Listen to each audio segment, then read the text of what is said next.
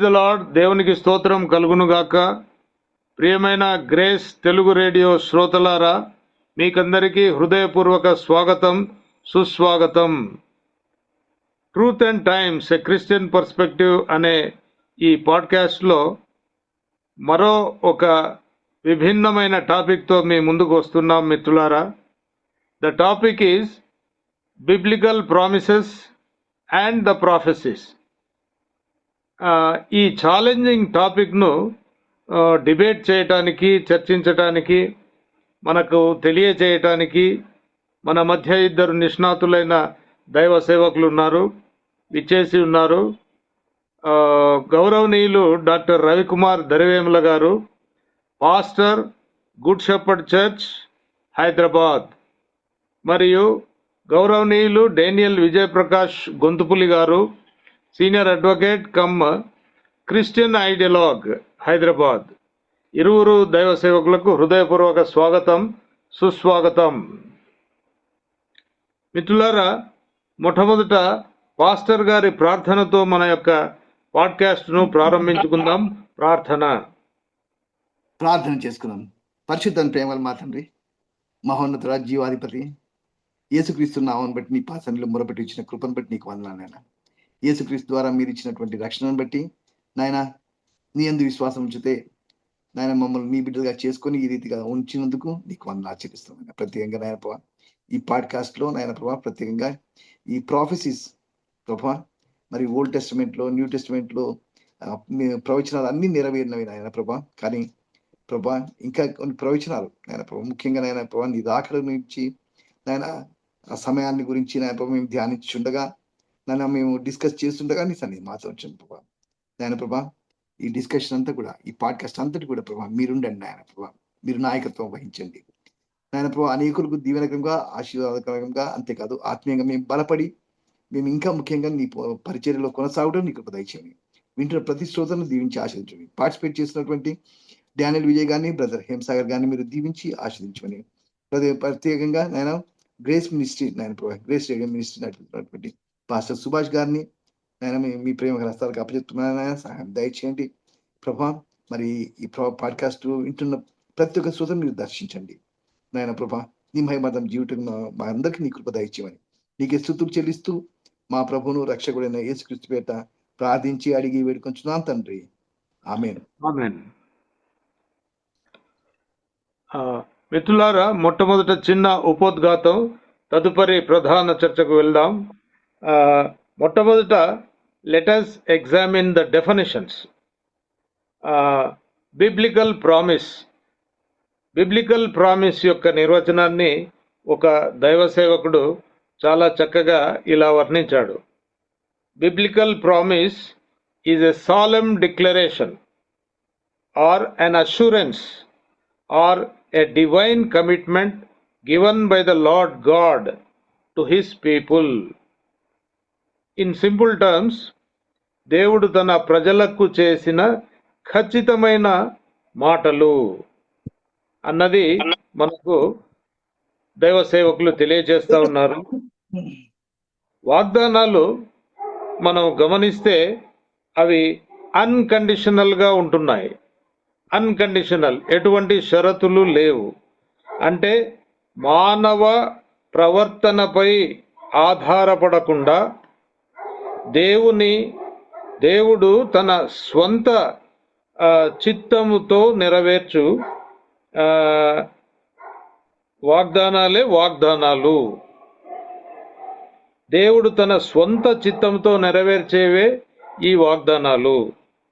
ముఖ్యంగా ఉదాహరణకు మాత్రమే అబ్రహాము గారికి చేసిన వాగ్దానం, you will B father of many nations. అదేవిధంగా పాలు తేనెలు ప్రవహించే దేశానికి, కనాను దేశానికి మిమ్మల్ని తీసుకెళ్తాను అన్న ప్రామిస్డ్ ల్యాండ్ వాగ్దానము. సో ఈ వాగ్దానాలు ఈ విధంగా మనకు దేవుని కృపను, ప్రేమను, విశ్వసనీయతను తెలియచేస్తాయి. ఇక ప్రవచనాలు ఈ యొక్క మీకందరికీ బాగా తెలుసును. దేవుడు తన ప్రవక్తల ద్వారా భవిష్యత్తును గూర్చి తెలియచేసే దివ్యమైన సంగతులు.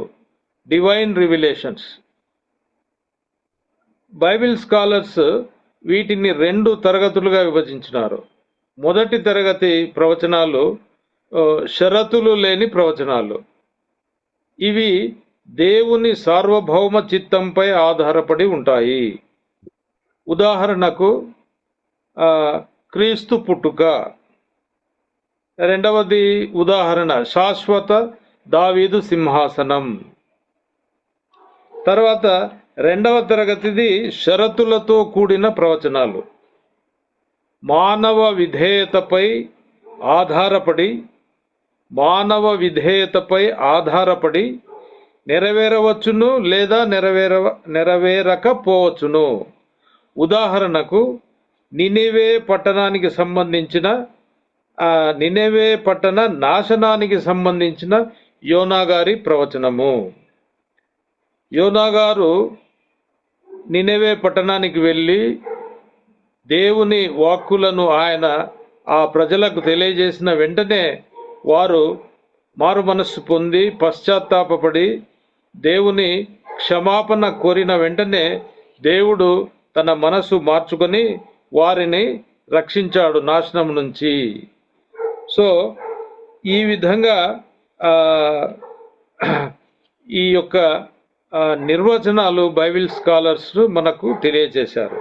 అదేవిధంగా what is the essential difference between the biblical promises and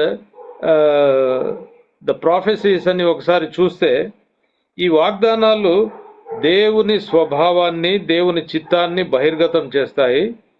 prophecies ప్రవచనాలు అయితే దేవుని ప్రణాళికను, డివైన్ యాక్షన్ ప్లాన్ అయితేనేమి, భవిష్యత్తులో ఏమి చేయబోతున్నారో అన్నది మనకు బహిర్గతం చేస్తాయి. మిత్రులారా, why we are discussing this challenging topic today అన్న ప్రశ్నకు చిన్న వివరణ. అదేమిటంటే, ఈరోజు ప్రపంచం తీవ్రమైన సంక్షోభాన్ని ఎదుర్కొంటుంది. The world is at war. I hope you will agree with me.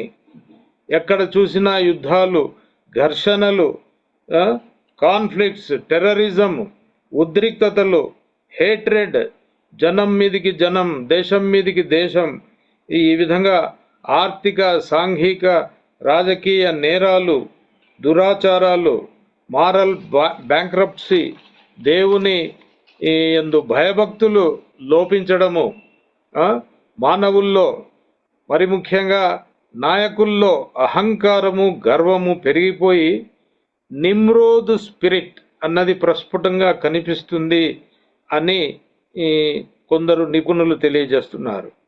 నిమ్రోదు spirit మనకు తెలుసు. Nimrod spirit represents human pride, a rebellion against God, fierce ambition to build power and fame while ignoring the divine authority and the creator. కొందరు Bible scholars ఏమన్నారంటే, Nimrod spirit is the four shadow of future anti Christ అని కూడా వర్ణించారు. కాబట్టి ఈ విధంగా సైతాను కబంధ హస్తాల్లో నలిగిపోతుంది ప్రపంచం నేడు. సమకాలీన పరిస్థితి మనం గమనిస్తే నిజంగా ప్రపంచంలోని అన్ని దేశాల్లో యుద్ధాలు అయితేనేమి, భూకంపాలు, కార్చిచ్చులు, వైల్డ్ ఫైర్స్, కరువులు, కాటకాలు, యాంటీసెమిటిజం and growing persecution of Christianity, ఇవన్నీ బైబిల్లోని అంత్యకాల ప్రవచనాల్లోని ప్రసవ వేదనలును గుర్తు చేస్తున్నాయి. కాబట్టి ఈ నేపథ్యంలో ఆ యొక్క నిపుణుల అభిప్రాయం ఏమిటంటే, అంటే బైబిల్ స్కాలర్స్ యొక్క అభిప్రాయము, ప్రపంచంలోని 50 మంది ప్రజలు ఈరోజు బైబిల్ వైపు చూస్తున్నారు, దేవుని వైపు చూస్తున్నారు, యేసుక్రీస్తు వైపు చూస్తున్నారు. ఎందుకంటే ఈ సైన్స్ అండ్ టెక్నాలజీ, తర్వాత పాలిటిక్స్, గవర్నెన్స్, ఈ యుద్ధాలు, ఇవన్నీ ఏవి ఒక సమాధానాన్ని ఇవ్వలేకపోతున్నాయి. ఎటువంటి సమాధానాన్ని ఇవ్వలేకపోతున్నాయి. కాబట్టి ఈరోజు ముఖ్యంగా నాన్ బిలీవర్స్, కమ్యూనిస్టులు అయితేనేమి, అథీస్టులు, ఆగ్నాస్టిక్లు, అన్ని మతాల వారు కూడా నేడు బైబిల్ ప్రవచనాలు చదువుతూ వారి యొక్క ఆధ్యాత్మిక తృష్ణను వారు తీర్చుకుంటున్నారు, ఆధ్యాత్మిక దప్పికను తీర్చుకుంటున్నారు. మిత్రులారా, యూట్యూబ్లో కూడా మనం చూస్తే ఎక్కడ చూసినా వార్స్ అండ్ ప్రాఫెసీస్, అంత్యకాల ప్రవచనాలు అయితేనేమి, అంత్య దినాల end science of end times అని కూడా మనం కామెంటరీస్, మెసేజెస్ వింటూ ఉన్నాం. సామాన్య ప్రజలకు భవిష్యత్తు గురించి ఆందోళన ఎక్కువైపోయింది. చాలా గొప్ప ఆందోళన ఇది. ఎందుకంటే ప్రపంచ నాయకుల మాటల మీద నమ్మకం పోయింది. They loss their credibility. నీటి మీద మాటలు నీటి మూటలు అంటారు కదా, ఆ విధంగా మాటలు నీటి మూటలు అయిపోయినాయి. The words have become bubbles on the water. ముఖ్యంగా మన దేశ నేషనల్ లీడర్షిప్ను మనం గుర్తు చేసుకుంటే వాళ్లకు డెఫినెట్గా నోబెల్ ప్రైజ్ ఇవ్వవచ్చును, ఎంటీ ప్రామిసెస్ ఫుల్ఫిల్మెంట్ చేయడంలో. కాబట్టి మిత్రులారా, ఆ విధంగా వాళ్ళు దే లాస్ దేర్ క్రెడిబిలిటీ. కాబట్టి అవిశ్వాసులు కూడా నేడు బైబిల్ వైపు, దేవుని వైపు ఎదురు చూడడం అన్నది నేటి ముఖ్యమైన పోకడ అని ఈ ప్రముఖ బైబిల్ స్కాలర్స్ తెలియజేస్తూ ఉన్నారు. మిత్రులారా, ఈ పోకడ గురించి వారి క్రిస్టియన్ పర్స్పెక్టివ్ ఏమిటంటే, ఇది ఆధ్యాత్మిక మేలుకొలుపునకు ఒక సువర్ణ అవకాశం. ఈ సమయము అంతిమ సమయము కాదు. సోషల్ మీడియాలో మనం వింటున్నట్లుగా ఇది అంతిమ సమయం కాదు. ఈ రోజు గురించి ఎవరికీ తెలియదు అని స్వయంగా బైబిలే చెబుతూ ఉంది. కాబట్టి ఇది భయపడే కాలం కాదు, మేల్కొనే కాలము. ప్రపంచం వణికిపోతున్నా, న్యూక్లియర్ ఆర్మగెడాన్ వచ్చినా కానీ, పర్వతాలు కదిలి మీద పడడానికి వచ్చినా కానీ, దేవుడే మన ఆశ్రయము, బలము, ఆపత్కాలములో అతి సమీప సహాయకుడు అనే సత్యం ఈరోజు అత్యంత ప్రాముఖ్యతను సంతరించుకున్నది. కాబట్టి మిత్రులారా, నేటి ప్రధాన చర్చలో ఓల్డ్ అండ్ న్యూ టెస్టిమెంట్లోని ప్రముఖ వాగ్దానాలు, ప్రవచనాలు, ముఖ్యంగా నెరవేరినవి, త్వరలో నెరవేరనున్నవి, ఇవన్నీ మన దైవ సేవకుల నుండి మనము తెలుసుకుందాం. ప్రధాన చర్చలోకి వెళ్దాం. చర్చలో భాగంగా మొదటి ప్రశ్న గౌరవనీయులు అడ్వకేట్ గారికి. పాత నిబంధనలోని ముఖ్యమైన వాగ్దానాలు, ప్రవచనాల యొక్క నెరవేర్పును వివరిస్తూ మీ సందేశాన్ని ఇవ్వండి. 25 నిమిషములు టైం సార్ మీకు. Thank you very much. మరి పాత నిబంధన మనం మొదలు పెట్టుకుంటూ వస్తే, మొట్టమొదటి చూస్తే మనం నోవా. నోవాకి దేవుడు చెప్పాడు, మరి పాపం ఎక్కువైపోయింది, మరి నువ్వు సమయత్తం చేయి, ఓడను కట్టుంది. ఓడను తయారు చేసుకుంటా నోవా ఒక పక్కన బోధిస్తూ వచ్చాడు, మారాలి మారాలి అని. కానీ ఎవరు మారలేదు. దేవుడు జలప్రలయంతో ఇది చేశాడు. అలా చూసుకుంటూ వస్తే ఒక్కొక్కటి మనం వరుసగా అవుతూ వచ్చింది.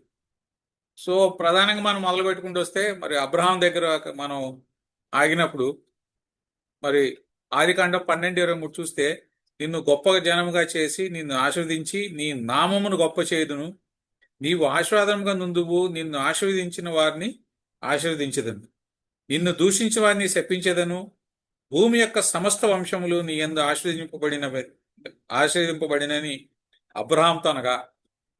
దేవుడు చాలా స్పష్టంగా చెప్పాడు. ఆ ప్రకారం అయింది. తర్వాత అబ్రహాం, ఏం దేవా నువ్వు అన్నావు, మరి నాకు పిల్లలే లేరు కదా ఎలాగా అని అన్నప్పుడు, మరి వాగ్దానం చేసిన ప్రకారం మరి ఇస్సాకు పుట్టాడు, మన అందరు కూడా తెలుసు. అట్లాగా ఆదికాండం 15:5 చూస్తే, మరియు ఆయన వెలుపలికి అతన్ని తోసుకొని వచ్చి, నీవు ఆకాశం వైపు తేరు చూచి నక్షత్రములను లెక్కించుటకు నీ చేతనైతే లెక్కించమని చెప్పి నీ సంతానం అలాగా ఉన్నని చెప్పాను. ఇక్కడ మనం చూస్తే, ఇవాళ ప్రపంచం ఒకసారి మనం చూస్తే, ప్రపంచం మతాలుగా కులాలుగా విడిపోయి ఉంది. మరి మన బైబిల్ మనకేం చెప్తుంది అని మనం ఒకసారి చూస్తే బైబిల్లో కులాలు లేవు, మతాలు లేవు. దేవుడు ఆదాము అవ్వను సృష్టించాడు. ఆదాము అవ్వను చూసినాక వస్తే మనకి జలప్రళయం తర్వాత నోవా కుటుంబం ఒక్కటే మిగిలింది. నోవా కుటుంబం నుంచి నెక్స్ట్ మనం చూసుకుంటే దేవుడు ఓన్లీ అబ్రహాం కుటుంబాన్ని ఎన్నుకున్నాడు. సో అబ్రహాం కుటుంబాన్ని ఎన్నుకుని అబ్రహాం కుటుంబం నుంచి మరి ఇశ్రాయేలీయులు వాగ్దాన దేశంలోకి వెళ్ళటం అన్ని కూడా జరిగినాయి. సో ఇక్కడ మనం ఒక్కొక్కటి చూసుకుంటూ వచ్చినప్పుడు ఆ తర్వాత ప్రధానంగా మనం ఒకసారి చూస్తే ఈ వాగ్దానాలకు వెళ్ళే ముందు ఒకసారి చూస్తే దేవుడు అసలు మనకి ప్రపంచంలో ఎలా విడిపోయారనేది మనం చూస్తే అందరికి కూడా తెలుసు. బాబేలు కట్టేటప్పుడు దేవుడు వీళ్ళని ఇలా వదిలేస్తే ఎట్లా, వీళ్ళు పాపంలో పుట్టారని చెప్పి అక్కడ మనకు ఒక స్పష్టమైన వాక్యం కూడా ఉంది. సో అక్కడ ఏం చేశాడు దేవుడు? భాషలు మార్చాడు. సో భాషలు మార్చినప్పుడు వాళ్ళు ప్రపంచం మొత్తం కూడా చెదిరిపోయారు. భాషల ఆధారంగా ప్రపంచం అంతా కూడా చెదిరిపోయారు. సో మరి దాన్నే చూస్తే మనం కొత్త నిబంధనలోకి వచ్చేసరికి చాలా స్పష్టంగా ఉంది మనకి. మరి అపోస్తుల కార్యాలు 2వ అధ్యాయం 5 నుంచి 21 ఒకసారి చదువుతాను నేను.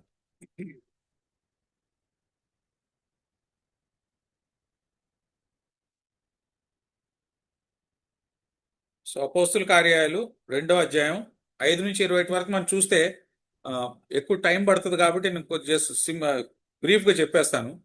సో అక్కడ ఏంటంటే మనకి వీళ్ళందరూ కూడా మేడగది మీదకి చేరి అక్కడ మరి ప్రార్థిస్తూ ఉన్నప్పుడు అందరూ కూడా అభిషేకం పొందుకుంటారు.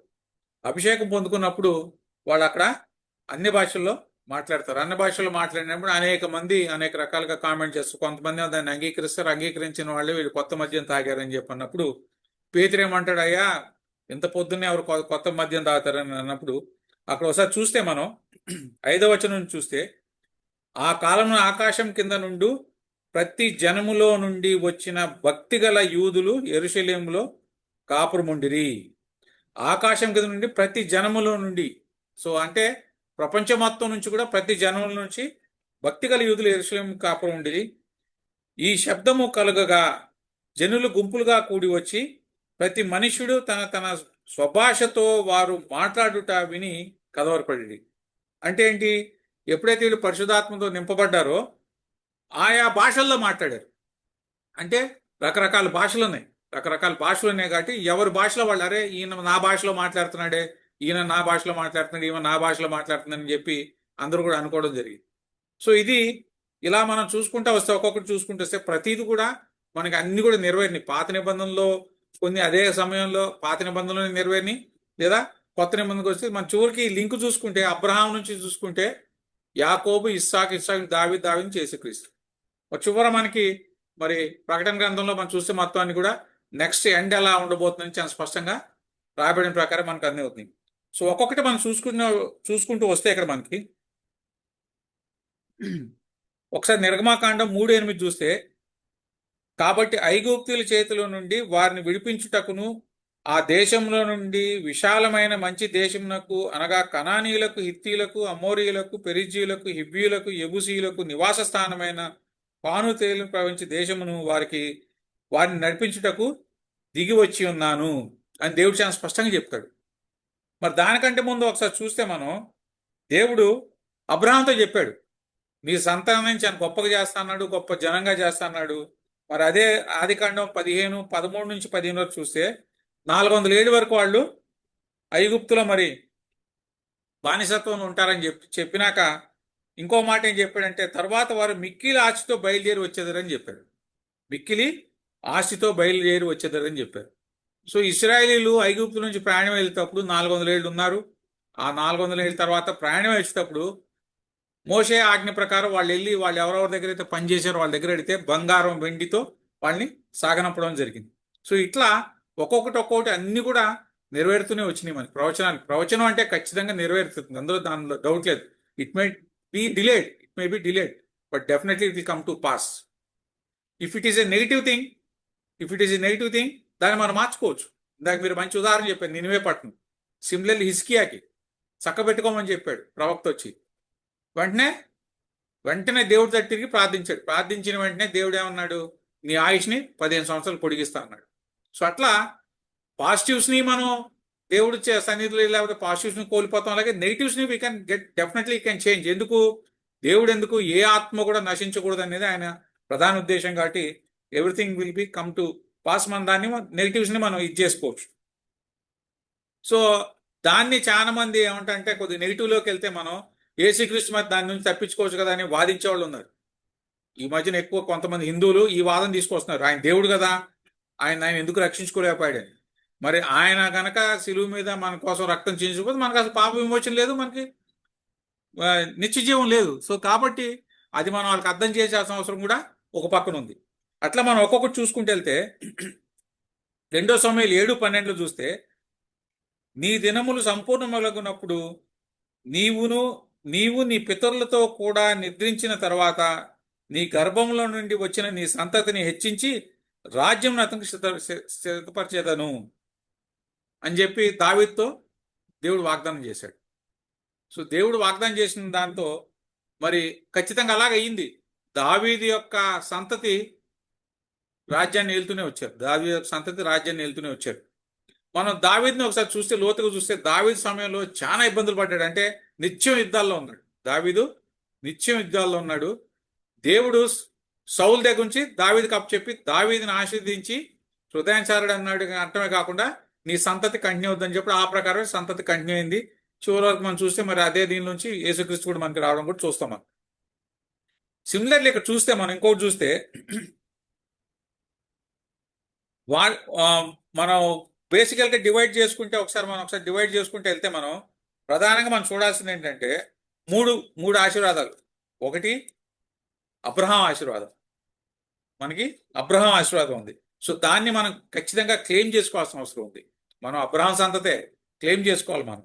సో ఆదికాండం 22:18 చూస్తే, మరియు నీవు నా మాట వినినందున భూలోకములోని జనములన్నీయు నీ సంతానము వలన ఆశీర్దించబడును, నా తోడని ప్రమాణం చేసి ఉన్నానని యెహోవా సెలవిచ్చున్నాడు. సో ఆయన తోడని ప్రమాణం చేశాడు అబ్రహాంకి. ఎందుకు? ఆయన మాట అన్నాడు. ఏం చేశాడు? మరి దేవుడు వాగ్దానం చేశాడు, నీకు సంతానాన్ని ఇస్తాను. ఇస్సాకుని ఇచ్చాడు. మరి వాగ్దాన పుత్రునే బలిమ్మని అడిగాడు, ఆయనే ఇచ్చాడు, ఆయనే తీసుకుంటున్నాడు, నాకేంటని చెప్పి మరి అక్కడ ఖచ్చితంగా ఆ వాగ్దానాన్ని ఆయన దేవుడు ఇచ్చినప్పటికీ నాకు ఇచ్చిన బిడ్డను ఆయన అడిగాడు కాబట్టి నేను ఇస్తానని చెప్పి దేవుడి మాటకి లోబడి మరి కొడుకుని బలి ఇవ్వడానికి వెళ్ళినప్పుడు ఆ తర్వాత దేవుడు ఈ వాగ్దానం అనేది ఇవ్వడం జరిగింది. సో ఆ ప్రకారం చూసుకుంటూ వెళ్తే ప్రతి ఒక్కటి కూడా నెరవేరుకుంటూ వచ్చినాయి. ఇవాళ మన అబ్రహాం ఆశీర్వాదం ఖచ్చితంగా క్లెయిమ్ చేయాల్సిన అవసరం ఉంది. ఎందుకంటే మనం ఆ ఆశీర్వాదం పొందితే ఖచ్చితంగా మనకి మదువే అనేది ఉండదు. అట్లాగే నెక్స్ట్ చూసుకుంటే దావీదు ఆశీర్వాదం. ఇందాక ఆల్రెడీ మనం దాని గురించి డిస్కస్ చేసుకున్నాం. 2 సమూయేలు 7:12-16 వరకు. సో నీ కుమారుడు ఎప్పుడు, నీ సంతతి వాళ్ళు ఎప్పుడు కూడా రాజ్యాన్ని వెళ్తారు. ఆ తర్వాత కొత్త నిబంధన చేసుకున్నాడు దేవుడు. కొత్త నిబంధన ఇర్మియా 31:31-34 వరకు చూస్తే, మీ హృదయాల్లో నా నిబంధన రాస్తానని చెప్పి స్పష్టంగా చెప్పడం జరిగింది. సో ఇట్లా మనం ఒక్కొక్కటి చూసుకుంటూ వెళ్తే మనకు అనేకమైన వాగ్దానాలు ఉన్నాయి. పాత నిబంధనలోవి మనకి అవన్నీ కూడా నెరవేరుకుంటూ వచ్చినాయి. మరి ఒకసారి మనం అపోస్తుల కార్యాలు 28-28 చూసినట్లయితే, అపోస్తుల కార్యాలు కాదు, ఐ విల్ గో నెక్స్ట్.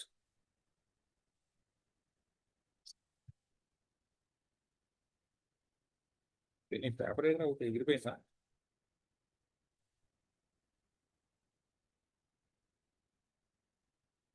ఇక్కడ ఒకసారి చూస్తే మనం అపోస్తులు 28-28 వచనాలు చూస్తే, ఈ ప్రజలు కన్నులార చూచి చెవులారు విని మనసార గ్రహించి నా వైపు తిరిగి నా వలన స్వస్థత పొందకుండునట్లు వారి హృదయంను కొవ్వి ఉన్నది, వారి చెవులతో మందముగా విని కన్నులు మూసుకొని ఉన్నారు అని పరిశుద్ధాత్మ యెషయా ప్రవక్త ద్వారా మీ పితరులతో చెప్పిన మాట సరియాయను. సో యెషయాతో దేవుడు చెప్పాడు. సేమ్ మనకి హబకుక్లో కూడా మనకి అట్లాగే we have the both things. So ఇవన్నీ కూడా చూసుకుంటూ వస్తే మనం ఎన్ని కూడా ప్రవచనాలు నెరవేరుకుంటూ వచ్చినాయి. ఒకసారి ఇది యెషయా గ్రంథంలో 6:14 చూస్తే, కాబట్టి ప్రభు తానే ఒక సూచన మీకు చూపును, ఆలకించుడి. కన్యక గర్భవతి కుమారుని కని అతనికి ఇమ్మాన్యుయేలు అని పేరు పెట్టెను. సో ఈ ప్రవచనం కూడా నెరవేరింది. ఖచ్చితంగా కన్యకకి ఇమ్మాన్యుయేలు పుట్టాడు. ఆయనే మన లోకరక్షకుడు. సో ఒక్కొక్కటి ఇలా నెరవేరుకుంటూ వచ్చినప్పుడు మనం అలాగే ఒక్కొక్కటి చూసుకుంటే హబక్కూకు 2:14 చూస్తే, ఏలయనగా సముద్రము జలములతో నిండి ఉన్నట్టు భూమి యెహోవా మహాత్మ్యమును గూర్చి జ్ఞానంతో నిండి ఉండును. సిమిలర్ గా యెషయా 11:9 చూస్తే, సముద్రము జలముతో నిండి ఉన్నట్టు లోకము యెహోవాను గూర్చిన జ్ఞానంతో నిండి ఉండును. సో ఈ ప్రవచనం యెషయా 11:9 చూస్తే ఎప్పుడు దాన్ని చెప్పాడంటే ఆయన బబులోన్ రాజ్యం యూదా రాజ్యాన్ని ఆక్రమించక ముందు అని చెప్పాడు. అంటే బహుశా BC 6010 ఆ మధ్యలో ఆ ప్రవచనం గురించి, దానికంటే ముందు వాళ్ళు ఆక్రమించుకున్నారు, దానికంటే ముందు మరి యెషయా గారు చెప్పడం జరిగింది. ఖచ్చితంగా ఈ ప్రవచనాలు నెరవేరుతున్నాయి. ఆల్రెడీ వైడ్ స్ప్రెడ్ అవుతుంది. క్రిస్టియానిటీ అనేది వైడ్ గా స్ప్రెడ్ అవుతుంది. ఇవాళ ప్రతి దేశంలో కూడా వస్తుంది. We are able to see that change. ఎందుకంటే మన దేశంలోనే ఎంతో మంది హిందువులు, మా గ్రామం తీసుకుంటే, మా గ్రామంలో I want to quote this example, వడ్డీలు అనే కమ్యూనిటీ ఉంది. వాళ్ళు ఎప్పుడో సమ్ జనరేషన్స్ బ్యాక్ ఒరిస్సా నుంచి ఇక్కడికి వచ్చి సెటిల్ అయిపోయారు ఈ కైక్లూరు ప్రాంతంలో. సో వాళ్ళు ఏంటంటే దే మేక్ ఇన్లాండ్ ఫిషింగ్. కొల్లేరు ఈ ప్రాంతంలో ఫిషింగ్ చేసుకుంటా వాళ్ళు వారి యొక్క జీవనాన్ని గడిస్తారు. సో వాళ్ళు చాలా ఏమంటామంటే ఒక రకంగా చెప్పండి చాలా మూర్ఖులు, చాలా కట్టుదిట్టం ఉంటుంది. వారికి చాలా యూనిటీ ఉంటుంది, ఒకే మాట ఉంటుంది కమ్యూనిటీ మొత్తం. సో వాళ్ళు ఒకప్పుడు క్రిస్టియానిటీలో మారినప్పుడు వాళ్ళు పంచాయతీలు నిర్వహించి, గ్రామాల్లో మనకు తెలుసు కాబట్టి రచ్చబండ పంచాయతీలు నిర్వహించి ఎవరైతే మారారో వాళ్ళని చెట్టు కట్టేసి కొట్టిన సందర్భాలు ఉన్నాయి, ఊర్లోంచి వెలేసిన సందర్భాలు ఉన్నాయి, అనేక రకాల హింసించిన సందర్భాలు ఉన్నాయి. అటువంటిది I just code an example of my own village. ఆ కమ్యూనిటీ నుంచి 95% హ్యావ్ నౌ కన్వర్టెడ్.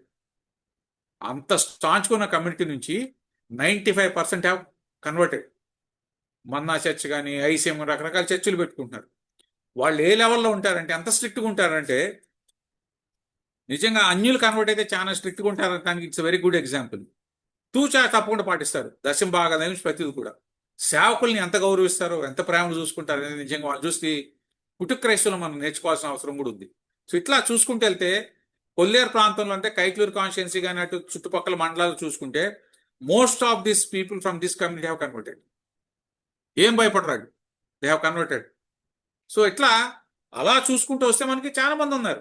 బయటపడకుండా ఇది చేసుకునే వాళ్ళు ఉన్నారు, బయటకు వచ్చి చేసేవాళ్ళు ఉన్నారు, ఎందుకు కూడా ఉంది. సో ఖచ్చితంగా అది జరిగి తీరుతుంది, డెఫినెట్గా నెరవేరుతుంది. ప్రవచనాలను కూడా నెరవేరుతాయి కాబట్టి దానిలో ఎటువంటి డౌట్ లేదు. మనం ఒక్కొక్కటి చూసుకుంటూ వస్తే నెక్స్ట్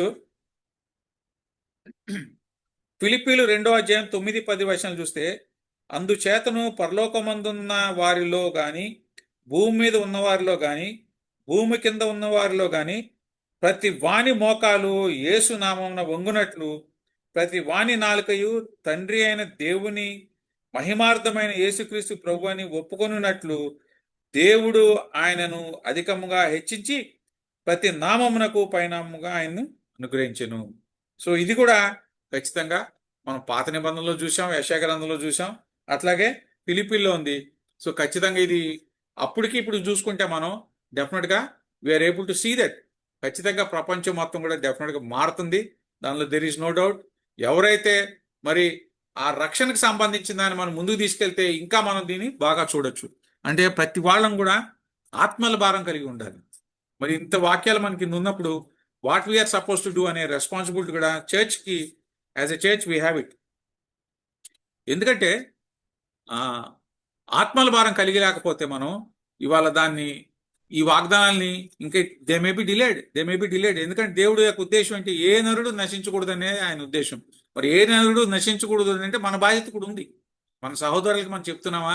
మన సహోదరులను ప్రేమించి వాళ్ళని క్షమించి మనం ఇది చేస్తున్నావా? ఎవరైతే బలహీనంగా ఉన్నారో వాళ్ళని బలపరుస్తున్నావా? ఎక్కడైతే అవసరమో అక్కడికి ఇది చేస్తున్నాం అనేది it may be in any form. Support may be in any form. It may be human resource or it may be knowledge or even financial resources. ఎవరైతే మనం హ్యూమన్ రిసోర్స్ని షేర్ చేయలేము అటువంటి వాళ్ళు they can contribute financial resources for spreading the word. So ఇట్లా ప్రతి వాళ్ళం కూడా అందరం కూడా కూర్చొని we need to make a concrete plan and ensure that it is wide spread. Already we have many medias ఉన్నాయి. ఒక పక్కన ఎలక్ట్రానిక్ మీడియా ఉంది, ఒక పక్కన ప్రింట్ మీడియా ఉంది, యూట్యూబ్స్ ఇవన్నీ రకరకాలుగా ఉన్నాయి. ఒకప్పుడు అవన్నీ లేవు. But now days we all have all these things. కాబట్టి దీన్ని దృష్టిలో పెట్టుకుని మనం ఖచ్చితంగా చేసుకోవాల్సిన అవసరం. ఇక్కడ ఇంకొకటి ఏంటంటే పరిశుద్ధాత్మ గురించి ఇందాక మనం ఇది చేసాం కాబట్టి యోహాను 16:13 చూస్తే సంభవిపో సంగతులను మీకు తెలియజేయను. సో పరిశుద్ధాత్ముడు ఏం చేస్తాడు? మనల్ని కరెక్ట్ చేస్తూ ఉంటాడు, మనకు అన్ని చెప్తూ ఉంటాడు, సంభవింపోయే సంగతుల్ని తెలియపరుస్తాడు. సో ఎప్పుడైతే మనం పరిశుద్ధాత్మ పొందుకుంటామో ప్రవచనం రకరకాల ఇవి ఉన్నాయి మనకు, అయిన కూడా తెలుసు కాబట్టి అవన్నీ కూడా మనం ఇది చేసుకుంటాం. ఒకసారి మనం మిగతా వాటిలోకి వెళ్ళేటప్పుడు మొదటి రాజులు 19వ అధ్యాయం 15 నుంచి 17 వరకు చూద్దాం. మొదటి రాజులు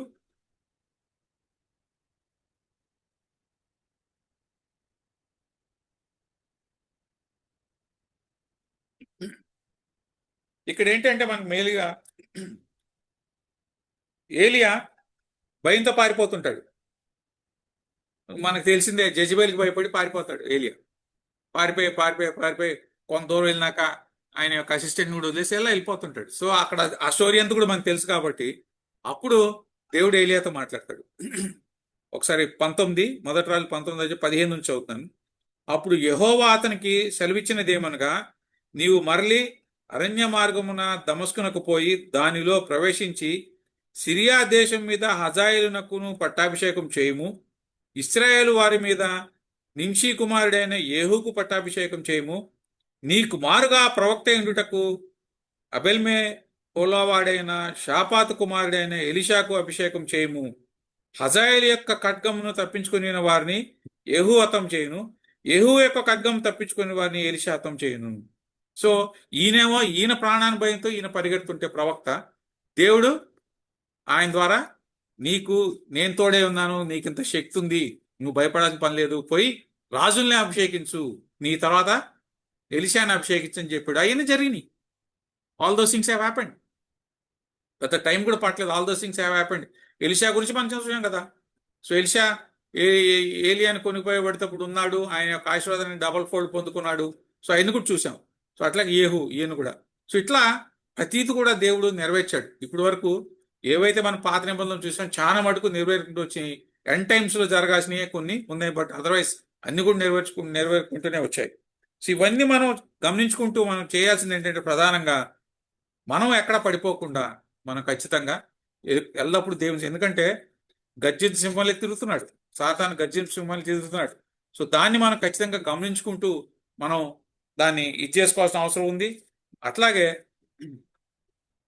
ఇప్పుడు మన దేశ పరిస్థితిలోకి వద్దాం. Let us come to our countries thing.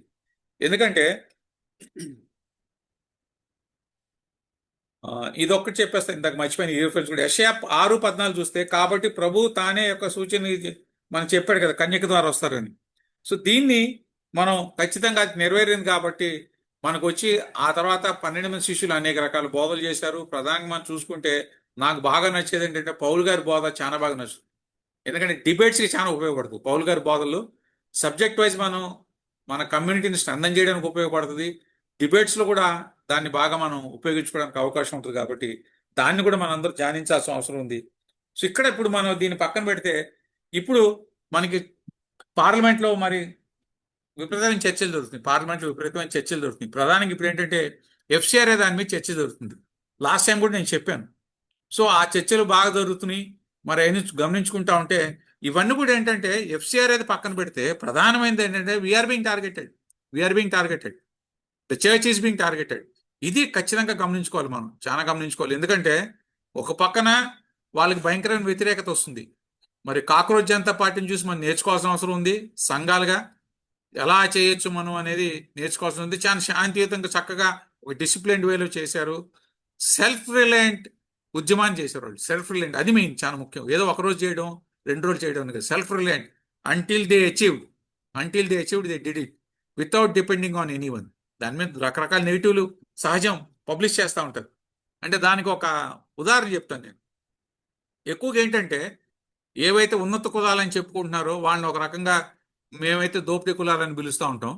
So ఉన్నత కులాలు మేము చాలా ఉన్నాం అని చెప్పుకున్న వాళ్ళు ఏం చేస్తారంటే సెల్ఫ్ ప్రమోషన్ ఎక్కువ ఉంటుంది వాళ్ళకి. They have self promotion. అంటే ఒక చిన్న ఉదాహరణ చెప్తాను. మిస్కమ్యూనికేషన్ ఇవన్నీ చేస్తూ ఉంటారు, లేకపోతే ఇది చేస్తారు.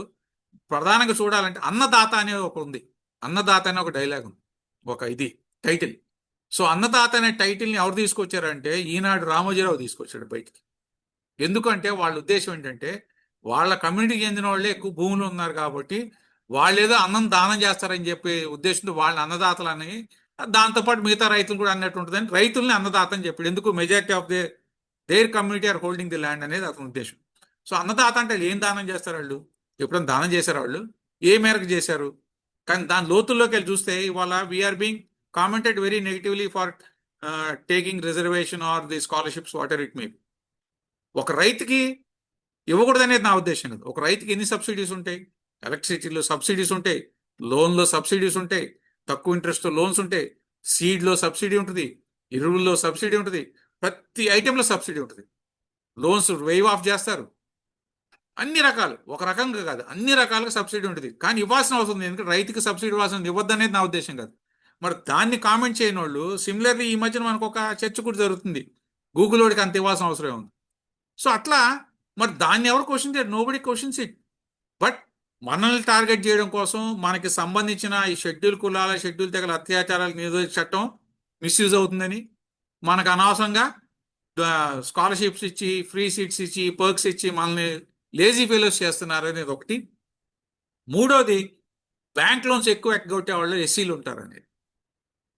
సో ఇవి మనకు చాలా లోతు, ఎందుకంటే ఇవన్నీ దుష్ప్రచారాలే, ఇవన్నీ కూడా దుష్ప్రచారాలే. దానికి బ్యాంకులతో ఒకటి చెప్తాను నేను. ఏదైనా ఒక బ్యాంకుని మనం అనాలిసిస్ చేసుకుంటే మేము కొన్ని బ్యాంక్స్ చేసాం. ఫర్ ఎగ్జాంపుల్, ఒక 100 రూపాయలు లోన్ ఇచ్చారు అనుకుందాం. 100 రూపాయల లోన్ 100 మందికి ఇచ్చారు. 100 రూపాయల లోన్ 100 మందికి ఇచ్చినప్పుడు మనిషికి రూపాయి అని మనం అనుకుంటాం జనరల్గా. సో వాళ్ళు ఏం చేస్తారంటే దాన్ని ఎలా చెప్తారంటే, ఈ 100 మందిలో 95% మంది ఎస్సీలకి ఇచ్చామంటారు. అంటే 95 మంది ఎస్సీలకి ఇచ్చారు, కానీ ఇచ్చిందంతా 95 మందికి వెళ్ళి రూపాయి ఇస్తారు. 95 మందికి వెళ్ళి రూపాయి ఇస్తారు, మిగతా 99 రూపాయలు 5%కి ఇస్తారు. So that is how they figure out. So తీసుకుంటే టోటల్గా బ్యాంక్స్ ఫర్ ఎగ్జాంపుల్ 1,00,000 కోట్లు అనుకోండి, 1,00,000 కోట్లు తిప్పి కొడితే ఎస్సీలకి పెద్ద ఇచ్చింది కూడా ఏమి ఉండదు. కానీ వాళ్ళకి సంబంధించి అయితే అవసరమైతే పార్లమెంట్లో బిల్లు పెడతారు, రైట్ ఆఫ్ చేస్తారు, లేదా గవర్నమెంట్ డైరెక్ట్గా జియోస్ ఇష్యూ చేసి రైట్ ఆఫ్ చేస్తుంది. అది మనం చాలా చూస్తున్నాం ఈ కార్పొరేట్ కంపెనీస్కి ఎలా ఇస్తున్నారు. సో ఇట్లా ప్రతి దానిలో కూడా we are being sideline, we are being targeted. కాబట్టి దీని మీద ఖచ్చితంగా జ్ఞానం కలిగించాలి మన వాళ్ళకి, మన కమ్యూనిటీస్ జ్ఞానం కలిగించాలి. Let us not depend on the government. భూమి ఆకాశం సమస్తం కూడా ఆయనయే. ఆయన అడిగితే ఆయన దానికంటే ఎక్కువ ఇస్తాడు. మన అడుగాటం ఊహించకంటే ఎక్కువ ఇచ్చే దేవుడు ఆయన. సో దాని మీద మనం చేసుకుని దేవుడి మీద ఆధారపడి మనం సెల్ఫ్ రిలయంట్ అయ్యి we need to sustain our lives. సంఘాలని కాపాడు కోసం భావిస్తుంది.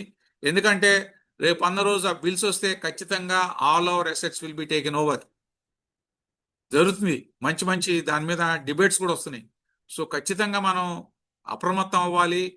దానికి ఇది వస్తుంది. కొంతమంది అయితే భయంతో ఇప్పుడే సర్దేసుకుంటున్నారు. కొంతమంది భయంతో రేపు అన్న రోజు ఈ ఆశ్రయం లాగేసుకుంటుందేమోనని ఆ భయంలో కూడా వెళ్ళిపోయారు. సో ఇట్లా రకరకాలుగా ఎన్ని వస్తున్నాయి కాబట్టి దానికి ఏదో కొన్ని కామెంట్స్ వస్తున్నాయి పక్కన పెట్టేస్తే, ఖచ్చితంగా next the acts of the central government will be on the Christians. దీనికి ఖచ్చితంగా సిద్ధపడాలి. At the same time we need to take out the country. ఎందుకంటే ఏమైనా చేయగలడనే పాట బాగా ఫేమస్ అయింది కదా, కథ మొత్తం కాల్చగలడు, ఏమైనా చేయగలడని. సో దేవుడు ఏమైనా చేయగలడు, ఇలా ఉన్నదాన్ని రివర్స్ చేయగలడు. దానికి best example let's take the example of అతని పేరు బీహార్లో నిన్న గెలిచాడు కదా, I'm unable to get his name, Prashant Kishore. So Prashant Kishore contest చేసిన seat almost for the past 40 years it was BJP seat. అతను ఈజ్ నాన్ లోకల్ దేర్, అది అతని సీట్ కాదు. సో బీజేపీ గన్ షాట్కి గెలుస్తుంది బై ఎలక్షన్. ఎందుకు వచ్చింది? ఆ సీట్లు ఎవరైతే ఉన్నారో అతన్ని ఇప్పుడు బీజేపీ జాతీయ అధ్యక్షుడిగా చేశారు. సో అందుకు ఆ సీట్ ఖాళీ ఏర్పడితే ఇతను హీ హెస్ ప్రూవ్డ్. సో మార్పు అంటే ప్రజలు మార్పు వైపు ఖచ్చితంగా చూస్తున్నారు. కాబట్టి మార్పు మనకు అవసరం. ఖచ్చితంగా మార్పు మనకు అవసరం అంటే ప్రభుత్వంలో మార్పు రావాలి. ప్రభుత్వం మారాలా, ప్రభుత్వంలో ఉన్న అధినేతలు మనం మార్పు తీసుకురావాలా అనేది. ఏదేం చేయగలం మనం, ఏదేం చేయగలం. మన దేవుడు ఏదేం చేయగలడు. ఆయనకి మొరపెడితే అసాధ్యమైంది లేదు. దేవా వాళ్ళని దర్శించు, వాళ్ళతో మాట్లాడు. కోరేషన్ వాడుకున్న దేవుడు మోడీని వాడు కూడా, అమిత్ షాని వాడు కూడా. సో ఇట్లా మనం ఇవన్నీ కూడా ఇదేంట్రా పోయింది. సో ఇవన్నీ కూడా మనం ఏంటంటే ఉన్న లైవ్ ఎగ్జాంపుల్స్ తీసుకొని బైబిల్లో ప్రతిది కూడా నెరవేరింది కాబట్టి ప్రతి మోకాలు ఆయన సంధించి ప్రతి నాలుగు ఆయన గురించి మాట్లాడుతుందని చెప్పి అన్నారు. కాబట్టి ఖచ్చితంగా మన దేశ నాయకులు కాదు, అందరూ కూడా మన ప్రతి రాష్ట్రం పరిపాలకులు రావాల్సిందే. One day they have to come. So దానికోసం మనం మొరపెట్టాల్సిన బాధ్యత మన మీద ఉంది. దీన్ని దృష్టిలో పెట్టుకొని అందరూ కూడా మరి చేయాలని ఆలోచి చెప్తూ, మరి ముఖ్యంగా మనం చాలా అప్రమత్తంగా ఉండాల్సిన అవసరం ఉంది అని చెప్పి మరి తెలియపరుస్తూ, దీనికోసం సంఘం ఖచ్చితంగా సమాయత్తం అవ్వాలి. ఏకతాటి మీదకి వచ్చి ఒకే మనసుతో మన కామన్ ఏమంటాం ఒకే లెన్స్లో చూడాల్సిన అవసరం ఉంది. మన ప్రతి అంశాన్ని కూడా ఒకే లెన్స్లో చూసి మరి ముందుకు నడవాల్సిన బాధ్యత ఖచ్చితంగా ప్రతి సంఘం మీద అని చెప్పి తెలియపరుస్తూ ముగిస్తున్నాను. Thank you. నోవా నుండి మొదలుపెట్టి పాత నిబంధనలోని ప్రముఖ వాగ్దానాలన్నింటినీ మీరు ప్రస్తావించారు. అదేవిధంగా మెస్సియానిక్ ప్రాఫెసీస్ ముఖ్యంగా పాత నిబంధనలో క్రీస్తు ఆధారిత ప్రవచనాలన్నింటినీ పాత నిబంధనలో క్రీస్తును కూడా చక్కగా వివరించారు. నేటి సమకాలీన భారతదేశంలోని పరిస్థితులను వివరిస్తూ క్రైస్తవులు ఏ విధంగా ఈ పరిస్థితులను ఎదుర్కోవాలి అన్న చాలా చక్కటి మీరు very inspiring words. Thank you very much Vijay గారు. Next question goes to our beloved pastor గారు. కొత్త నిబంధనలో నెరవేరిన ప్రముఖ వాగ్దానాలు, ప్రవచనాలు విశదీకరించండి. విశ్వాసి జీవితంలో వాటి సిగ్నిఫికెన్స్ ఏమిటి? ప్రార్థన ఆశీర్వాదంతో పాడ్కాస్ట్ను ముగించండి. Thank you very much sir. You have 25 minutes. Thank you brother Sagar. క్రొత్త నిబంధనలో ప్రవచనములు, వాగ్దానములు మరి చూసినట్లయితే క్రొత్త నిబంధనలో యేసుక్రీస్తు, ముఖ్యంగా యేసుక్రీస్తు ఆయన ఈ లోకానికి మానవ శరీరధారి అయి శరీరం మన మధ్య నివసించినాడు. And God in the flesh. So యేసు ప్రభువు ఆయనే ఒక పెద్ద ప్రవక్త. ఆయన్నే ఎన్నో ప్రవచనాలు చేసినాడు. తన గురించి తాను చెప్పుకున్నాడు, నేను మెస్సియానని చెప్పాడు. అంతేకాదు, నన్ను మీలో ఒకరు అప్పగిస్తారని చెప్పేసి ఆ శిష్యులతో చెప్పాడు, యూదాను మనసులో పెట్టుకొని. అంతేకాదు, వాళ్ళందరూ కూడా నేను సిలువ వేయబోతున్నాను, సిలువ వేస్తారు, నన్ను హింసిస్తారు, కొడతారు, మరి ఉమ్మి వేస్తారు అని చెప్పేసి 3 సార్లుగా మరి ఆయన తన యొక్క మరణాన్ని గురించి, తర్వాత చనిపోవడానికి గురించి, తర్వాత తిరిగి లేస్తాను 3 రోజుల తర్వాత అనేది పునరుద్ధానాన్ని ఆయన ముందే చెప్పారు. సో ఇవన్నీ కూడా ప్రవచనాలే. అంతేకాదు, పేతురు శిష్యుడు కూడా నిన్ను ఎరుగనని చేసి 3 సార్లు నువ్వు చెప్తావని చెప్పేసి కూడా ముందే చెప్పేసాడు. And God knows, he's God in the flesh, యేసు ప్రభు. అంతేకాదు, ఆయన ముఖ్యంగా చేసిన ప్రవచనాల్లో మరి యెరూషలేము విల్ బి డెస్ట్రాయిడ్, యెరూషలేము మొత్తము అది నాశనం అవుతుంది, దేవాలయము నిర్మూలమవుతుంది, నాశనం అయిపోతుంది అని చెప్పేసి ముందే ప్రవచనం చేశాడు. ఎందుకు అనేది కూడా ఆయన చెప్పేశాడు. ఇక చూసిన దేవుని వాక్యంలో మరి లూకా చూసినట్లయితే, లూకా గ్రంథము 19వ అధ్యాయము 41 నుంచి చూసినట్లయితే, ఆయన పట్నం సమీపించినప్పుడు దాన్ని చూసి దాని విషయమై ఏడ్చి, నీవును నీ దినమునైనను సమాధానమైన సంబంధమైన సంగతులు తెలుసుకున్న ఎడల నీకెంతో మేలు, కానీ ఇప్పుడు అవి నీ కన్నులకు మరుగు చేయబడినవి. ప్రభు నిన్ను దర్శించ కాలము నీవు ఎరుగకుంటివి కనుక నీ శత్రువులు నీ చుట్టూ గట్టు కట్టి ముట్టడి వేసి అన్ని ప్రక్కలను నిన్ను అరికట్టి నీలోన్న నీ పిల్లలతో కూడా నిన్ను నేల కలిపి నీలో రాతి మీద రాయి నిలిచి ఉండనియనని దినములు వచ్చునని చెప్పాను. యెరూషలేము నాశనం అయిపోతుంది అని చెప్పేసి చెప్పినాడు యేసు ప్రభు. మరి ఆయన ఎందుకు నాశనం అవుతుంది అంటే, ప్రభు నిన్ను దర్శించే కాలంలో నువ్వు ఎరుక్కుంటే. ప్రభు నిన్ను దర్శించాడు. డైరెక్ట్ యేసు ప్రభువే యెరూషలేముకు వచ్చాడు. కానీ నువ్వు ఆయన ఎరగలేదు. ఆయన హింసించావు, ఆయన సిలువ వేయించావు. కాబట్టి ఏమవుతుందంట, ఏమి అన్ని పక్కల నిన్ను అరికట్టి నీలో ఉన్న నీ పిల్లలతో కూడా నేను నేల కప్పి నీలో రాతి మీద రాయి నిల్చొని దినములు వచ్చునని చెప్పాను. దేవాలయంలో కూడా ఆ రాతి మీద రాయి ఉండకుండా మొత్తం నాశనం అయిపోతుంది అని చెప్పినాడు. మరి దేవుని యొక్క ఉద్దేశం మరి అది సఫలమైపోయింది. యేసుక్రీస్తు చనిపోయిన తర్వాత దగ్గర దగ్గర 40 ఏళ్ళకు అంటే 70 AD యెరూషలేము నాశనం అయిపోయింది. యూదులను చాలా మంది చంపేసేసారు. యూదులకు శ్రమలు వచ్చేసాయి, హింసలు వచ్చేసాయి. యేసుక్రీస్తు నామం చెప్తూనే హింసలు, శ్రమలు వచ్చేసాయి. సో ఇవన్నీ కూడా జరిగినాయి. ఆయన నన్ను బట్టి మిమ్మల్ని హింసిస్తారు, దూషిస్తారు అని చెప్పేసి ఆయన ముందు చెప్పేసేసాడు. ఈ ఫోర్వాండ్ మీరు మిమ్మల్ని ఈవెన్ చంపడానికి కూడా సిద్ధమవుతారు. మిమ్మల్ని చంపి వాళ్ళు ఏదో పెద్ద దేవుని సేవ చేస్తున్నామని కూడా మీరు అనుకుంటారని కూడా చెప్పినట్టు దేవుడు. అండ్ ఆయనను రిజెక్ట్ చేస్తారు మీరందరూ కూడా అని కూడా ముందే చెప్పేసాడు. మరి ఆయన చేసిన వాగ్దానంలో మరి ప్రవచనంలో మరి చూసినట్టయితే యెరూషలేము నాశనం చేయబడింది. యూదులు హింసింపబడ్డారు, యూదులు చెదరగొట్టబడ్డారు. అక్కడి నుంచి యూదులు వివిధ దేశాలకు, ప్రాంతాలకు చెదరిపోయినారు. అది ఒక ప్రవచనం. అంతేకాదు, దేవుడు ఒక ప్రామిస్ చేసినాడు, మిమ్మల్ని నేను నీకు పరిశుద్ధాత్మను దయచేస్తానన్నాడు, నీకు ఒక సహాయకుని ఇస్తానంటాడు. మరి యోహాను సువార్త చూసినట్లయితే 16వ అధ్యాయంలో సత్యస్వరూపైన ఆత్మ వచ్చినప్పుడు మిమ్మల్ని సర్వసత్యంలోకి నడిపించును. ఆయన తనంతట తానే ఏమి బోధింపక వేటిని విన్నో వాటిని బోధించి సంభవింపబో సంగతులను మీకు తెలియజేయను. సంభవింపబో సంగతులను మీకు తెలియజేయను. పరిశుద్ధాత్మ దేవుడు మనకు జరగబోయే సంగతులను, ఇప్పుడు ర్యాప్చర్ ఉంది, మరి సంఘం ఎత్తబడాలా, మరి తెస్సలోనికీయులకు రాసిన పత్రిక మొదటి పత్రిక 4వ అధ్యాయంలో చూసినట్టయితే సంఘం ఎత్తబడుతుంది. యేసుక్రీస్తు మధ్యాకాశంలో ఆయన అందరినీ ఆకర్షించుకుంటాడు. ఈ యొక్క ప్రవచనము మరి ఎక్కడి నుంచి వచ్చింది? పరిశుద్ధాత్మ దేవుడు సంభవింపోయే సంగతులను మరి పౌలు ద్వారా రాసినట్టుగా మనం చూస్తున్నాము. పేతురు చూసినట్టయితే ఏమంటారు చూడండి ఒకసారి. పేతురు రాసిన రెండో పత్రిక 1వ అధ్యాయము 21వ వచనం చూస్తే, ఏలైనగా ప్రవచనము ఎప్పుడును మనుషుని ఇచ్చని బట్టి కలగలేదు కానీ మనుషులు పరిశుద్ధాత్మ వలన ప్రేరేపింపబడిన వారై దేవుని మూలంగా పలికిరి. సో ప్రవచనాలు, జరగబోయే సంగతులు అన్ని కూడా దేవుని మూలంగానే జరుగుతున్నాయి.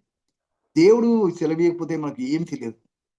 మరి యేసుక్రీస్తు మరి ఈ లోకంలో ఉన్నప్పుడు మరి ఆయన యొక్క యుగాంతంలో ఏమి జరగబోతుంది, లాస్ట్ డేస్ లో ఏం జరగబోతుంది అని చెప్పేసి మరి ముఖ్యంగా ఆ యొక్క శిష్యులు అడిగినట్లు చూస్తాం. లాస్ట్ డేస్ మరి ఇవన్నీ ఎప్పుడు జరుగుతాయి అని చెప్పేసి మీరు చూడండి. యేసు ఇవి ఎప్పుడు జరుగును, ఇవన్నీ నిరబోయే కాలం ముందు ఏ గుర్తు కలుగునని మీరు మాతో చెప్పుకొని ఆయనతో ఏకాంతంగా అడగక. శిష్యులు అడుగుతున్నారు, ఏంటి ఎప్పుడు జరుగుతాయి ఇవన్నీ అంటే వాటి గురించి మొట్టమొదటి ఇన్స్ట్రక్షన్స్ ఇస్తా ఉన్నాడు. మరి నేనే ఆయన అని చెప్పి అనేకులు మోసపుస్తారు, అనేకులు నా పేరిట వస్తారు, అనేకులు నేను క్రీస్తును, నేను దేవుని కుమారుని అని చెప్పేసి అబద్ధాలు చెప్పేసి మరి వాళ్ళు మనల్ని మోసపుచ్చుతారు.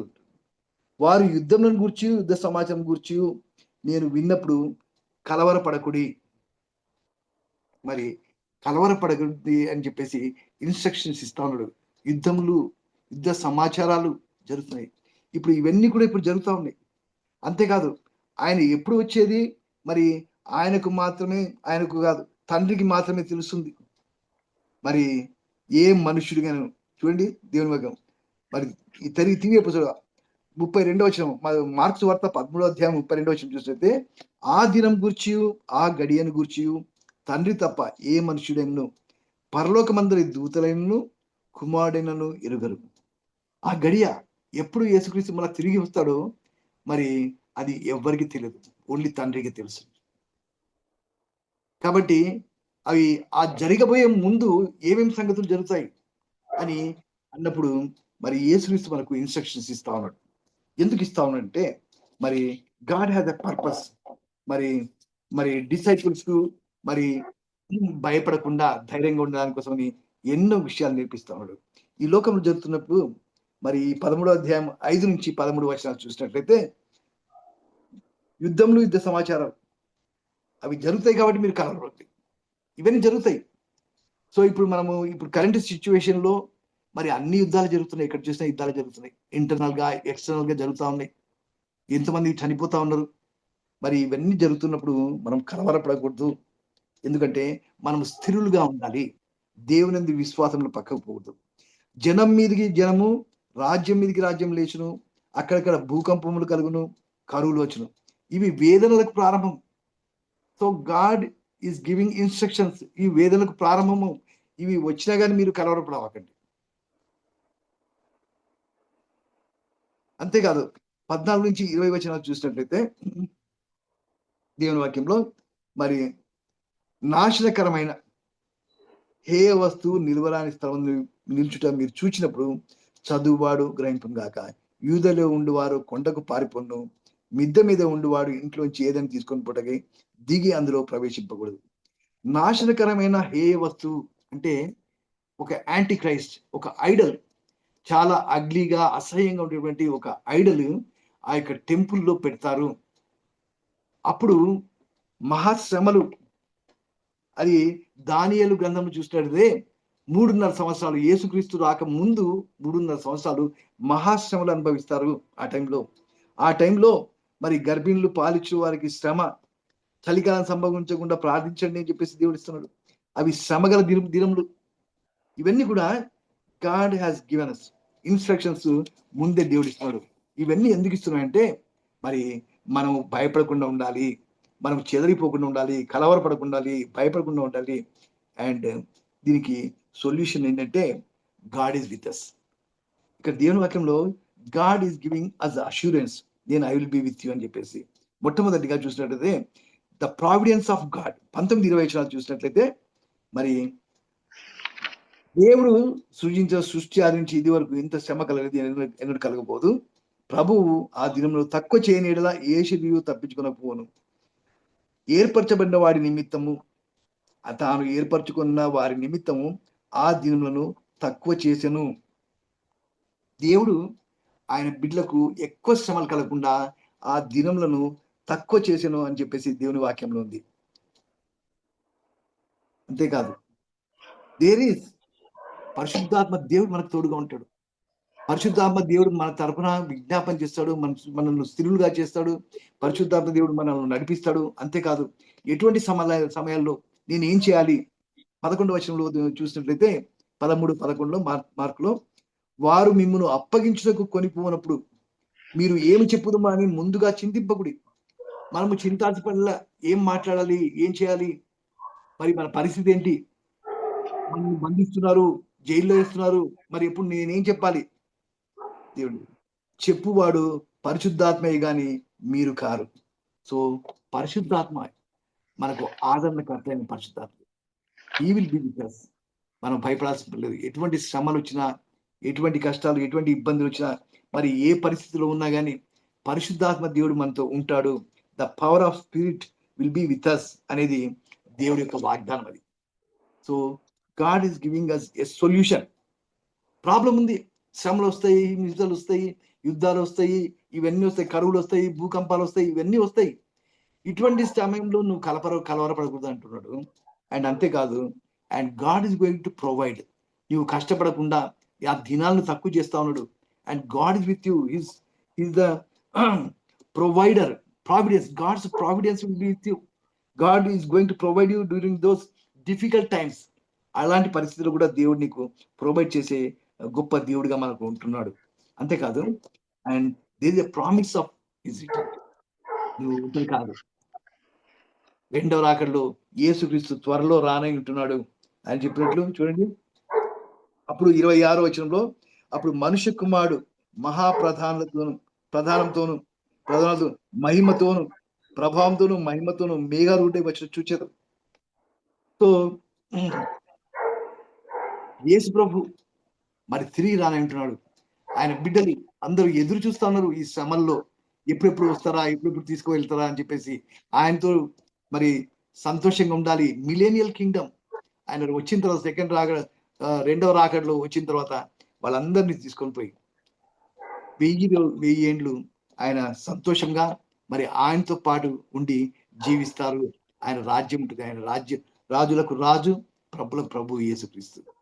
సో ఆ యొక్క నిత్య రాజ్యంలో ఉండడానికి మరి దేవుడు ఒక సహాయం చేస్తాడు మనకు. సో మనం ఎటువంటి పరిస్థితులైనా మరి ఆయన యందు విశ్వాసం ఉంచితే మనం భయపడాల్సిన పని లేదు అని చెప్పేసి దేవుడు వాగ్దానం చేస్తా ఉన్నాడు. ఇవన్నీ కూడా వస్తాయి, ఎన్ని పార్ట్ ఆఫ్ లైఫ్. ముఖ్యంగా శ్రమలు వస్తాయి. ఆయన్ని విశ్వసిస్తేనే మమ్మల్ని ద్వేషింపబడతాము. ఆయన్ని లోకమందరూ ఆయన ద్వేషిస్తారు, నన్ను బట్టి మీరు నిన్ను ద్వేషిస్తా ఉన్నాడు అని చెప్పి యేసు ప్రభు అంటా ఉన్నాడు.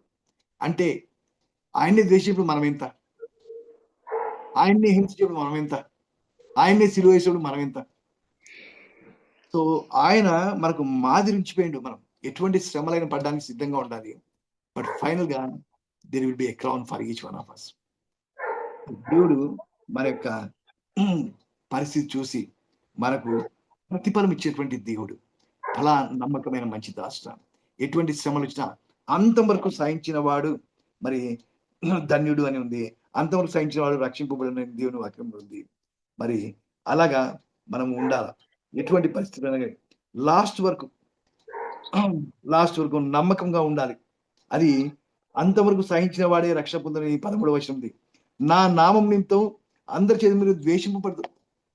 సో ద్వేషింపడతాం, కానీ అంతవరకు సహించాలి. But God will be with you. సహించడానికి దేవుడు నీకు తోడుగా, భయపడాల్సిన పని లేదు. ఇలాంటి పరిస్థితులు God is there with you. మరి దేవుని యొక్క ప్రణాళిక ఏంటంటే మరి ఇలాంటి పరిస్థితులు ఉంటాయి. సో ఎటువంటి పరిస్థితులు అయినా కానీ you should be ready to face. కదా, ప్రాబ్లమ్స్ ఉన్నాయి. Disciples always will encounter so many earthly dangers. And దేవుడు వచ్చినప్పుడు షుడ్ బి రెడీ. యేసుక్రీస్తు తిరిగి వస్తా ఉన్నాడు. Are you steadfast in the faithfulness? నమ్మకంగా ఉంటున్నావా? విశ్వాసంలో ఉంటున్నావా? మెలకువగా ఉంటున్నావా? దేవుడు మనకు 2 ఇన్సిడెంట్స్ చెప్తా ఉన్నాడు. ఇవి ఇన్స్ట్రక్షన్స్ అంటే ఇవి జరగబోతున్నాయి. ఆయన తిరిగి వచ్చేటప్పుడు ఒక 2 ఇన్సిడెంట్స్ ఇక్కడ చూసినట్లయితే 2 ఇన్సిడెంట్స్ లో మొదటిది అంజూరపు చెట్టు ఉపమానం ఏం చేస్తున్నారంటే ఆ కొమ్మ ఇంకా లేతది చిగురించినప్పుడు వసంతకాలం సమీపం ఉన్నదని మీకు తెలియను. ఆయన సమీపమునే ద్వారంగా దగ్గర ఉన్నాడని తెలుసుకోండి. ఒకవేళ ఆ యొక్క ఒలివ మొక్కకు లేతవి ఆకులు వచ్చినాయంటే ఆయన దగ్గరనే ఉన్నాడు. And be ready and you should be alert. మెలకుగా ఉండాలి అది అని చెప్పేసి ఒక ఉపమానకు ఎగ్జాంపుల్ గా మనకు చెప్తా ఉన్నాడు. రెండవ ఎగ్జాంపుల్ ఏంటంటే ఒక మనుషుడు 34 వచనం చూసినట్లయితే ఒక మనుషుడు తన దాసులకు అధికారం ఇచ్చి ప్రతి వానికి వాని పని నియమించి మెలకుగా ఉండమని ద్వారపాలకునికి ఆజ్ఞాపించి ఇల్లు విడిచి దేశాంతరం పోయినట్లే ఆ కాలం ఉండును. ఇంటి యజమానుడు ప్రొద్దుగుంగి వచ్చునో, అర్ధరాత్రి వచ్చునో, కోడికి వినప్పుడు వచ్చునో, తెల్లవారినప్పుడు వచ్చునో, ఎప్పుడు వచ్చినో మీకు తెలియదు. ఆయన అకస్మాత్తుగా వచ్చిన మీరు నిద్రపోచుంటే చూచినేమో కనుక మీరు మెలకుగా ఉండుడి. సో ఒక ద్వారపాలకుడిగా మనం ఉన్నామంటే మనం దాని కాపులు కాస్తున్నాడు. ద్వారపాలకుడు నిద్రపోవడానికి లేదు. He has to watch.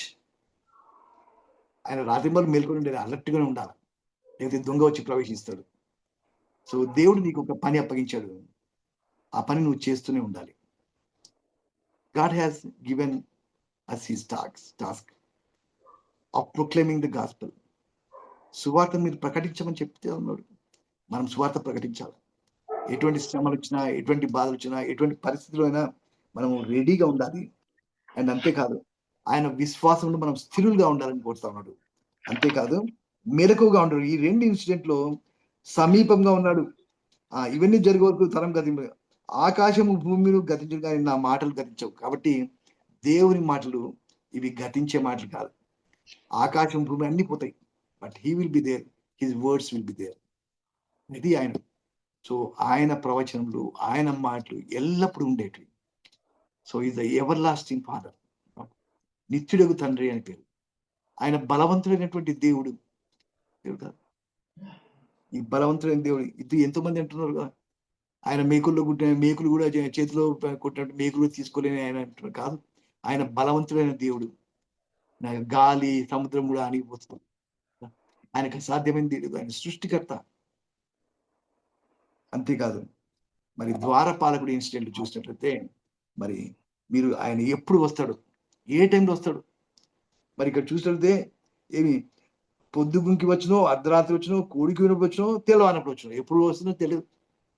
A time కాదు, అంత ఈవినింగ్ టైం, అర్లీ మార్నింగ్ వరకు. నైట్ టైంలో ఎప్పుడైనా రావచ్చు.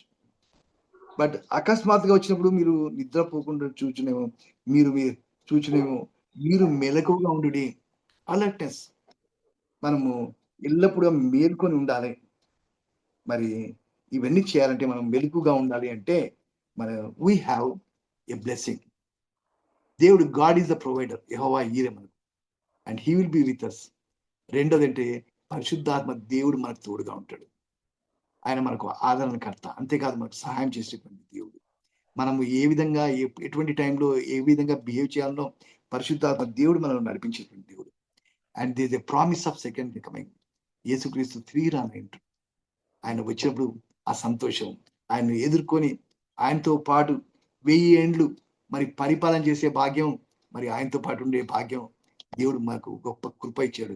ఎవరైతే ఆయన్ను యాక్సెప్ట్ చేసి ప్రభువుగా రక్షకుగా అంగీకరిస్తారో వాళ్ళందరూ కూడా ఆ నిత్యరాజ్యం ప్రవేశిస్తారు.